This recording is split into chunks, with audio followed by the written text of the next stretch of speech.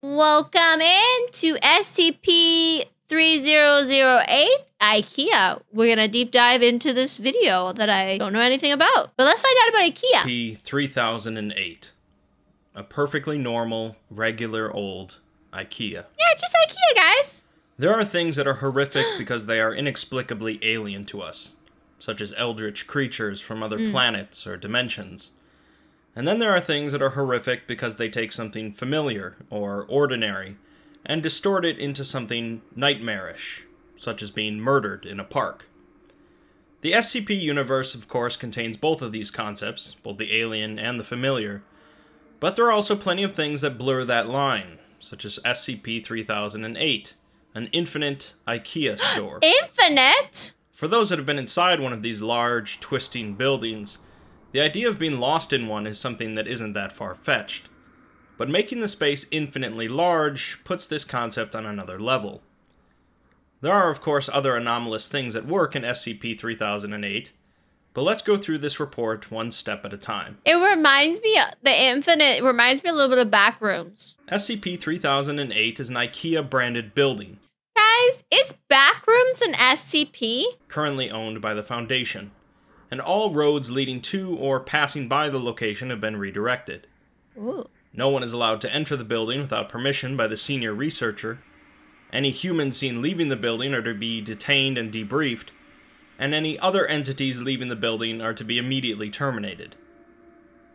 The first anomalous effect occurs when someone enters SCP-3008 and moves out of sight of the entrance doors. Oh, never leave the entrance subject door. will find themselves seamlessly moved to an alternate dimension, often without them realizing. Oh. This dimension contains the Infinite IKEA space, so far calculated to be at least 10 square kilometers, but at the least far greater than could be contained in the You know what, guys? It's been a very long time since I've been to an IKEA, but these little pink stools look super cute. I kind of want them. 3008 building. Entering the 3008 building through any entrance other than the front, or breaking through the exterior walls, will enter into the normal IKEA interior. At times consistent with the normal opening and closing times of an IKEA store, I've heard mixed things about IKEA furniture. I've heard some people really like their IKEA furniture and some people hate it. overhead lighting will turn on and off, creating a sort of day-night cycle. While there are a number of exits located in the dimension, they move around seemingly randomly, and it's believed that these exits can move even while being watched by an individual. SCP-3008 contains an unknown number of humans that entered the alternate dimension before the Foundation managed to contain the building, and have so far been unable to escape or be rescued. Additionally, SCP-3008 contains a large number of anomalous humanoids, dressed as IKEA employees, and possessing no facial features. Oh, that's so creepy. These entities have exaggerated and inconsistent bodily proportions, being too short or too tall, and during the day cycles of SCP-3008, they wander through the environment, unresponsive to questions.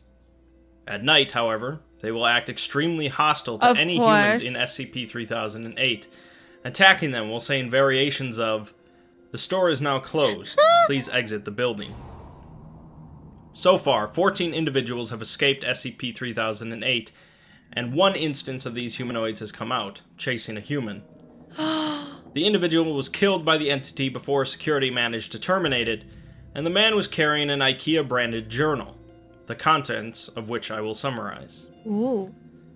This individual, whom I'll refer to as Subject, spent over 6 months. See, this chair looks super cozy right here. This chair looks super cozy. I also love the color of this chair. I like that vibrant pink. Inside of SCP-3008 before finally dying outside of the structure. Subject began writing in the journal 2 days after entering the alternate dimension alone, and spent the first couple days searching the area around where he entered in hopes of finding the exit. Although he did not succeed in finding an exit, he did find a cafeteria where he ate some fresh and warm meatballs, despite there being no one in sight who could have cooked them. Subject slept on a bed both nights, and managed to not encounter any of the humanoid entities during his first 2 days.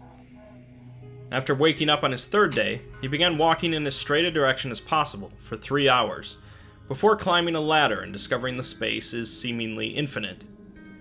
Additionally, I mean, as long as I can have food, I think I could live there for a while, as long as I could find the internet. Subject noticed a person in the distance and walked to them, only to discover that it was one of the humanoid entities, standing 7 feet tall, with long arms, short legs, and no facial features. The entity ignored the subject, and so he moved on, spending the night on a pile of bunched-up tablecloths. Subject continued walking through the store for another few days, passing by countless copies of identical bookshelves, but on his 6th night, he was attacked by 2 of the humanoids. He fled in a sprint away from them and found a makeshift city, lit up with floodlights and surrounded by walls made from shelving and beds. The human occupants of the city opened the... You don't think IKEA would have internet? Also the fish, look at the fishy. I also like this chair. ...walls to let the subject in, and the humanoids eventually lost interest and wandered off.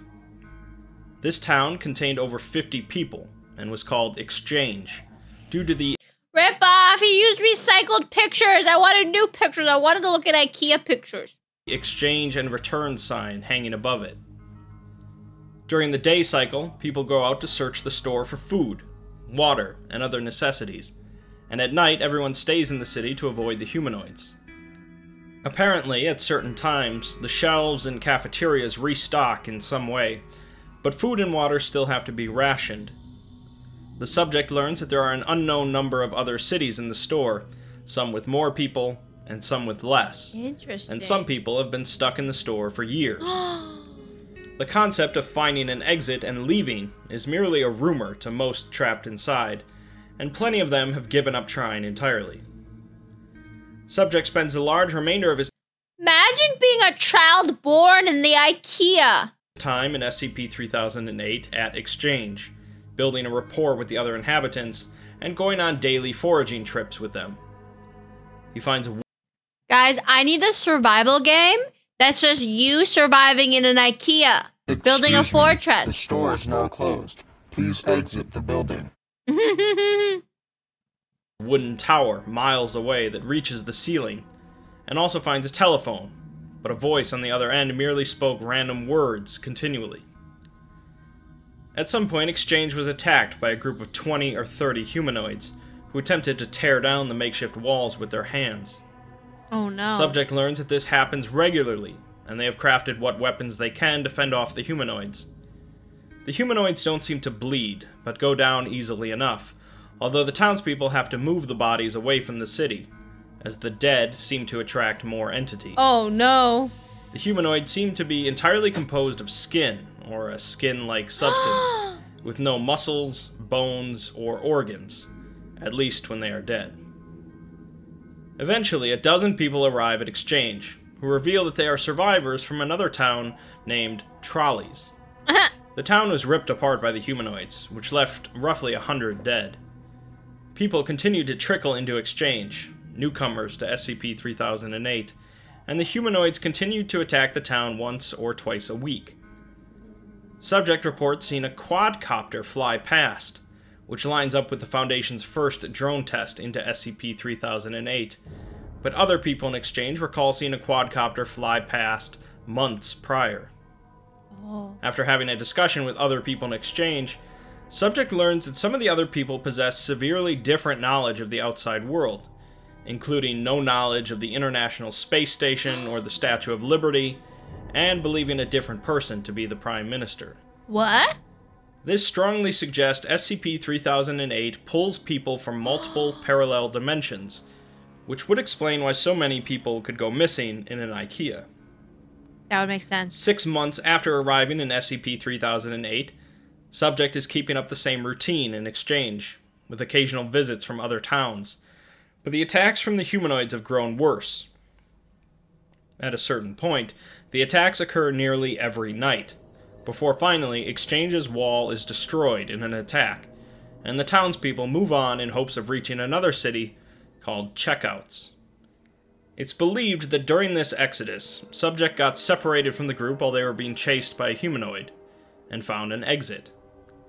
As mentioned before, the humanoid managed to chase the Subject through the exit, and kill him. SCP-3008 is not a tale of horrific monsters or mind-warping terrors, but it is an entertaining example of the sheer strangeness of the SCP universe.